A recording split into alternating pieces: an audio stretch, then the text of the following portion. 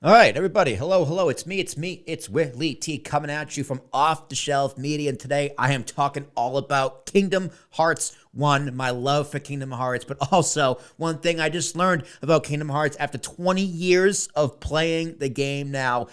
Kingdom Hearts is probably my favorite franchise of all time, and I actually listed all of them, ranked all of my favorites from top to bottom on Off the Shelf Media. There's a link in that description down below. There's a shameless plug for your boy out there. But Kingdom Hearts 1 came out in 2002. I first played it in 2005, 10 years old, and everything just hit. Disney, Sora, the characters, going through all these favorite movies, and of course, the music. The music slaps harder than any other video game franchise out there, and I will fight that to the death for how awesome Kingdom Hearts is. But the big problem I had with the first Kingdom Hearts game is its lack of direction. It told you exactly nowhere to go, no guidance, and as a 10-year-old, I was stuck in Traverse Town for 5 hours more than I had to be. But hearing that Traverse Town theme song, I wasn't upset about it. It was great. Traverse Town rocks. It's the best world. I'll probably do a video breaking down the best worlds of Kingdom Hearts all combined, and Traverse Town probably is going to be number one.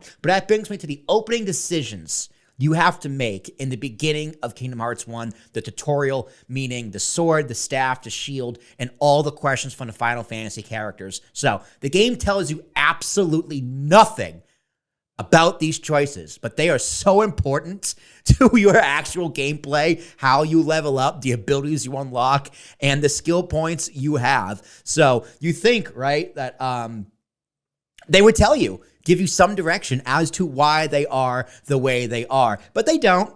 The game's in 2002, and Tetsuya Nomura is just like, you know what, just throw them in the fire, see how they do. So I'm going to run through that today. What they mean, the weapons choices, and kind of break down the choices you should make for your playthrough. Because after 20 years of playing this game, this is the first time I actually did it, like, intentionally. And let me tell you, that Sephiroth fight was a lot easier. It was a lot easier because I knew what to do going into the game in the beginning. All right, so let's run through it. You start off with the weapons choices, the sword, the shield, and the staff. So this, the power of the Guardian, kindness to aid friends, a shield to repel all. That is what it gives you for the option for the shield. Sounds pretty good. Sounds like something I'd want on my side. Kingdom Hearts, all about hearts and friendship and all that kind of fun stuff. Let's see what else they got to offer for you. So the sword, the power of the warrior, invincible courage, a sword of terrible destruction. All right. I don't know what that means. I have no idea what that means, why it's important, or why I should or shouldn't choose it. I kind of wish the game told me what they would do. I want to be a powerful warrior. I like the idea of courage, but terrible destruction? Let's try the staff. So the power of the mystic, inner strength, a staff of wonder and ruin. That sounds fun. Let's go with the staff. I'm going to go with this playthrough. I'm going to go with the staff. And what do you mean I have to give one up? What? What do you mean I have to give one up? Says who? Well, if I knew that, maybe I would have chose a little more wisely. All right. So I went with the warrior. Power of a warrior, invincible courage. That sounds great, but terrible destruction? That sounds like I'm giving the darkness, man. My heart's full of light. So if you choose that, this is what that means. You choose one, you sacrifice the other. So what that does is it pretty much gives you points into defense, strength, your magic points, and your action points, as well as your item slots. Now, that makes a big difference in how you actually play the game. Defense, obviously, how much damage you can take before being KO'd. Strength, how much damage you can give out to other enemies, as well as your magic points and your action points. Action points means how many actual abilities you can equip at the same time. So this is really important. And item slots, how many potions and ethers and whatever else you want to use is there. So this chart explains your decision. And as you can see, I chose the staff and gave up the sword. So pretty much, I'm boned. I'm screwed. 3, 3, 3, 3, 6. Yeah, I wish I had some warning about that. I wish the game kind of told me, hey, Will, maybe you should rethink this one. But no, it just gives you vague answers and whatever. So typically, what I would usually do, I would usually choose the sword and give up the magic. That's usually my go-through run. I play this game multiple times. That's usually what I do. 2, 6, 2, 1, 7. Not the best. Typically, what you want to do is always pick the shield. Always, always, always pick the shield because you get the most item slots and everything else is pretty balanced. I'd probably take the shield and give up the sword because you definitely want the action points to be at the 3. And magic, really, for me personally, I only use magic as a form of healing. So if my MP is a little low, I have the item slots to kind of make up for it with either ethers or mega potions. So kind of keep that in mind. But also, what you need to know about this game is how important what you choose affects the abilities you get and at what level. So that is very important. And I wish the game kind of told me that the choices I make determines how I level up. So let's look at this chart now. Early game, guard is always important. Scan is always useful, but it's not necessarily mandatory, especially in the early game. It's good for boss fights more than anything. Slapshot is also useful in the beginning, but Leaf Bracer, aka the most important move in the entire game, as well as Second Chance, the second most useful ability in the entire game, that is what you want to get pretty much as early as possible. And what Leaf Bracer is when you use magic, you pretty much become invincible. Nothing can stop you from casting that spell, whether it's fire, thunder, stop, or healing. For healing, it's really the big one, because if you're making a healing spell, if you get attacked, that just cancels out. I think it costs you your magic points. So having Leaf Bracer is super important. Then Second Chance, of course, if you take a bunch of damage, it pretty much guarantees that you have 1 health point left. It's not going to be an automatic KO, and then the next hit will kill you. So it gives you a second chance to heal yourself or fill yourself up or do whatever it is you need to do. It's not always, but it's also super useful. Also, early game, Sliding Dash is an OP Kingdom Hearts 1 move, where these kind of moves are good in the beginning because Kingdom Hearts 1 combat is a little janky. It's a little like step, step, step. It's not as fluid and as seamless as it is in other games. So be aware of that. So I chose the staff, which means, what do I get early on? Okay, I get Hurricane Blast level 18. That's cool. I get Scan level 15. That's pretty useful. Treasure Magnet means absolutely nothing. Stun Impact, cool, but not the greatest. Tech Boosts are pretty cool. Tech Boosts are useful because you can level up faster, especially if you stack them. But what are the ones that matter? All right.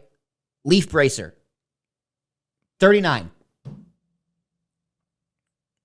I'm a magician who can't heal properly until level 39. All right, what about Second Chance?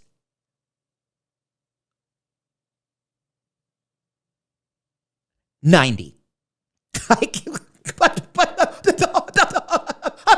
What? You're a magician who can't heal properly at level 90 if you choose a staff. So, take that for what you will. It's kind of interesting how you choose the staff and all the like combat moves in the beginning, all the mage moves are towards the end. But if you choose something like the shield, you know, you get Slapshot first, you get Guard early on, you get Scan late, but that's okay. You get Leaf Bracer at 27, which is the earliest you can get it, which is super important. And then Second Chance at 36, which is also super important. And pretty much, I think, let me double check here, the earliest you can get it. So, yeah, always go with the shield because you'll get better stats and better moves very early on in the game. But that's not all, my friends, ladies and gentlemen. The other thing you got to be careful for is the questions you have to answer from your favorite or least favorite, depending on your Final Fantasy characters. I'm very much Team Waka, Team Final Fantasy X. Titus is kind of a piece of shit, but Team Waka all the way. Blitzball is the greatest. I will fight anyone to the death at that as well. But these questions also matter in terms of how you gain experience and how you level up. So when Yuffie asks you what's most important to you, being number one, friendship or my prized possessions, guess what? Your answer matters. When Titus asks you what are you so afraid of, getting old, being different, or being indecisive, That also matters a lot. So what did I choose? Yeah, sure. Being number one, that sounds about right.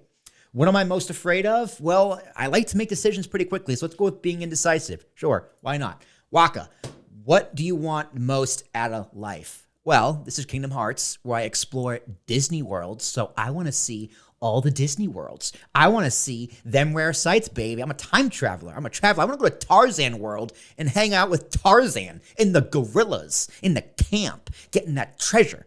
So that sounds dope. I'm going to go with that. Now, what does that mean? Okay. Your adventure begins at dawn. As long as the sun is shining, your journey should be a pleasant one. That sounds nice. That sounds cool. That sounds lovely, actually. You know what? That sounds good. Let's go with that. Now, what just happened? So basically, what you need to know about how you answer these questions in that final, your adventure begins at dawn, it'll either say dawn, midday, or dusk, or evening. What that means is, if it says dawn, it means you are going to rank up from level 1 to 50 quicker than normal. You're going to get more XP on the front half of the game, but you're going to level up from 50 to 100 a lot slower, so the back half of the game. And if you do it at night, it's the opposite. You go slow to 50 and then fast to 100. And if you do midday, it's just going to be neutral and level throughout the entire game. So that's up to you what you want to do and how you answer the questions. So if you go being number one for Yuffie, getting old for Titus, and see rare sights for Waka, you're going to get midday. You're going to get morning. So that means you level up to 50 faster. If you do, friendship in the middle and then being different in the middle, but to see rare sights, you have 2 to 3 in the middle. So it'll be midday, which means it'll be neutral. So just keep that in mind with how you build your character. It's very, very important. These questions are so important to how you play the game, how you build your character, how you have your moveset, and if you're going to level up fast or slow. So, yeah, I wish Kingdom Hearts, told me that.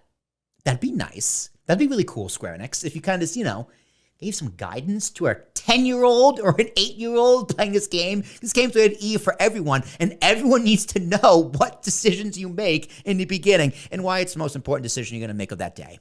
So, now you know. That's fun. Don't you think fun? Isn't Kingdom Hearts fun? Yeah, it is. And I'm on a quest right now to finish this game 100%. Actually, all the Kingdom Hearts games are 100%. I already did Birth by Sleep. I did Kingdom Hearts 1. And now I'm on Raid Chain of Memories, which, yeah, I'm doing that. 100%ing Raid Chain of Memories. This is the third time playing this game, and I hate it. I hate it so much. I hate it so much.